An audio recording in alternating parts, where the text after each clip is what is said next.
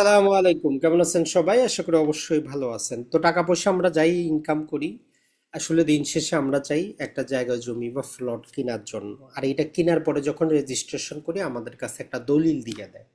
তো আজকের এই আলোচনার মাধ্যমে একটা সম্পত্তির দলিলের মধ্যে গুরুত্বপূর্ণ অংশটাকেই চাই, সেটা নতুন দলিল হোক আর পুরাতন দলিল হোক, তার গুরুত্বপূর্ণ জিনিসটা আমরা জেনে নিব। তাইলে টোটাল এই 10 পাতার দলিলের আপনার কোনো কাজ কিন্তু নাই। তো চলুন, আপনারা দেখতেছেন সাতকাহন, সাথে আছি হোস্ট আজিমউদ্দিন। তো আমরা আপনাদেরকে এখানে একটা মূল দলিল দেখানোর চেষ্টা করি। তো এইটা হচ্ছে একটা মূল দলিল। তো আপনার কাছেও যখন সম্পত্তি নিবন্ধিত হয়ে যাবে, আপনার কাছেও এই রকম আপনি একটা দলিল পাবেন, অনেক লম্বা চড়া পাতার মধ্যে। সরকারি স্ট্যাম্পগুলো লিগ্যাল সাইজে হয়। তো এটাকে জাস্ট আমরা একটু ঝুম করে নেই, তাহলে প্রতিটা শব্দ আমাদের বুঝতে সুবিধা হবে। তো দেখেন যে আমাদের উপরের মধ্যে নর্মালি কাগজের মধ্যে দুটা নাম্বার আছে। তো এটা দ্বারা কি বোঝায়? যেটা আপনার ডান সাইডে থাকবে এটা হচ্ছে আপনার দলিল নাম্বার, যেটা বাম সাইডে আছে এটা হচ্ছে আপনার ক্রমিক নাম্বার। মানে আপনি যখন সাব রেজিস্ট্রেশন অফিসে দলিল দেন, সর্বপ্রথম দেখেন এই দলিল নাম্বারটা পড়ে, এই ক্রমিক নাম্বারটা পড়ে। এরপরে আপনার দলিলের প্রকৃতি অনুযায়ী এটা কি সাবকবলা হবে, না এটা অস্থাবর সম্পত্তি হবে, না প্রত্যাখ্যিত হবে, না উইল হবে, এটার উপর ভিত্তি করে চারটা বই আছে, এখানে পৃথক সিরিয়াল নাম্বার পড়ে। তাইলে এইটা হচ্ছে আমাদের দলিল নাম্বার। এখন আসি এইখানে যে লাল কালিতে যত প্রকার আছে, এগুলো হচ্ছে আপনার দলিলটা রেজিস্ট্রেশন করার জন্য সরকারের বিভিন্ন খাতে যে ফি গুলো পে অর্ডার করা হয়েছে, ওই পে অর্ডার নাম্বারটা, তারিখটা, টাকার পরিমাণ লেখা থাকে। তো এটা আপনার অতটা কাজের কিন্তু না। তারপর আমাদের একাধিক ভিডিও আছে এগুলো দ্বারা কিভাবে বের করা যায়। এই তারিখটা গুরুত্বপূর্ণ। দেখেন 19/9/2016 সালের দলিল এটা। তাহলে আমরা যখন দলিল উঠাবো এই দলিলের তারিখ আর দলিল নাম্বারটাই দরকার। এখন আসি দলিলের সার সংক্ষেপ। তো এটা দেখেন যে একটা সাবকবলা দলিল, মানে এটা টাকার মাধ্যমে। তো এই জন্য আপনারা যখন দলিল জমি কিনবেন সবসময় ট্রাই করবেন সাবকবলা দলিলে জমি কেনার জন্য। দান, হেবা, ওসিয়ত ওগুলাতে না করে সাবকবলা, খোশকবলা, খাসকবলা, বিক্রয় কবলা এটাতে। বাকিটা জমিটার ঠিকানা দেওয়া থাকে, আর কিছুই না। আর হস্তান্তরিত সম্পত্তির পরিমাণ কথায় যেমন থাকবে অঙ্কেও দেয়া থাকবে। এইটাই হচ্ছে আপনার গুরুত্বপূর্ণ জিনিস। এটা দেখে নেবেন যে ভালো করে কতটুকু সম্পত্তি শতাংশ অথবা অযুতাংশ আর বর্তমানে একর হিসাবে লেখা থাকে। যেমন ধরেন যে আপনার যদি 1 একর লেখা থাকতো, মূলত আপনি 100 শতক সম্পত্তি কিনতেছেন। আর ধরেন যে আপনার 50 শতক, ওইখানে 50 শতক না লিখে তারা 0.5 একরও লিখতে পারে। তো এইটা একটু জাস্ট বুঝে নেবেন যে 1 একরে 100 শতক। আর জমির শ্রেণীটা হচ্ছে আসলে এই শ্রেণীর উপর নির্ভর করে রেজিস্ট্রেশন খরচগুলা বিভিন্ন রকম হয়। এটা নির্ভর করবে আপনার সর্বশেষ খতিয়ানে, যেটাতে খাজনা দিচ্ছেন, ওইটাতে যে শ্রেণী থাকবে ওই শ্রেণী প্রাধান্য পাবে। পূর্বে কি শ্রেণী ছিল সেটা দেখার বিষয় না।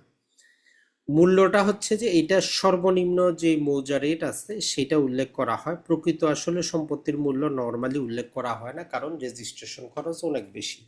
যেমন 1 কোটি টাকা দিয়ে আপনি জমি কিনছেন, মৌজা রেট হয়তো 50 লাখ।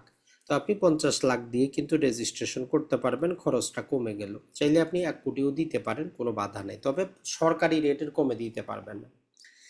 এরপরে প্রথম পাতার অপোজিট যেটা, এখানে যিনি সম্পত্তিটা বিক্রি করতেছেন তার আঙ্গুলের ছাপ থাকে, একটা নাম্বার দেওয়া থাকে। এই যে এই সেম নাম্বারের একটা বই কি করা হয়, মেনটেন করতে হয়, সেখানেও আঙ্গুলের ছাপ দেওয়া থাকে।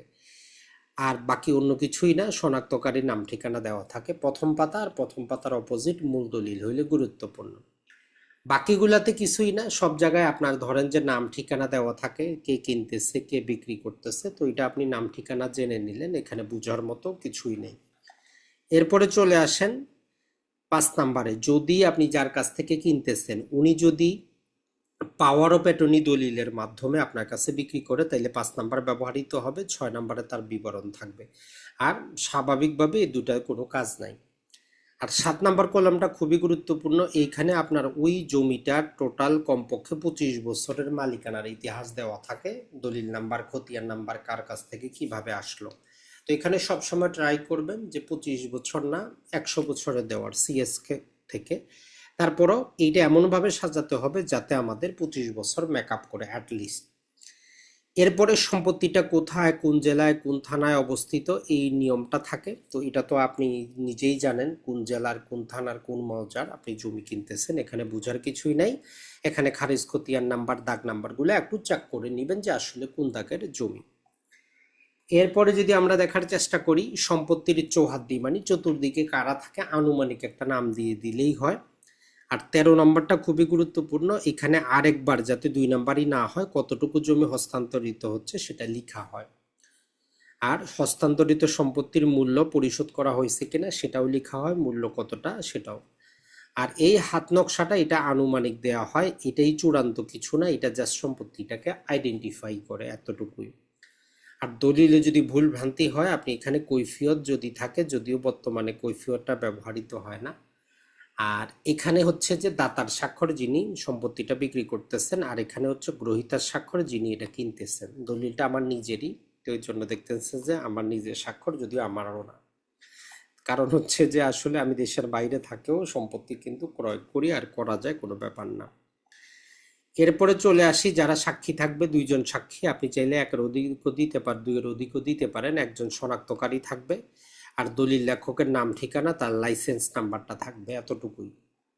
এরপরে বর্তমানে যেটা করতে হয়, 300 টাকার স্টাম্পে হলফনামা দিতে হয়। এখানে যিনি বিক্রেতা উনি হলফনামাটা দেন যে এই সম্পত্তি তার, এই সম্পত্তি অর্পিত না, খাস না, পরিত্যক্ত না, কারো কাছে বিক্রি করেন নাই, কোনো প্রকার ঝামেলা হইলে উনি নিজ খরচে আবার নতুন দলিল করে দিবেন। এইরকম একটা ঘোষণা দেওয়া থাকে, এর চাইতে আর বেশি কিন্তু কিছু না।